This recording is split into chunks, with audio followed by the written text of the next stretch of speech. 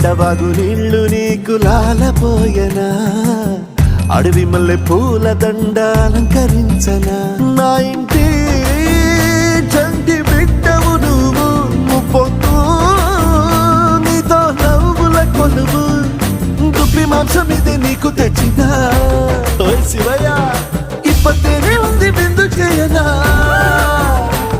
నిన్ను సాగుత కొనసాగుతలే బతుకు పొడుగునా ఎండకు చెడి వానకు తట్టుకుని ఎట్టుంది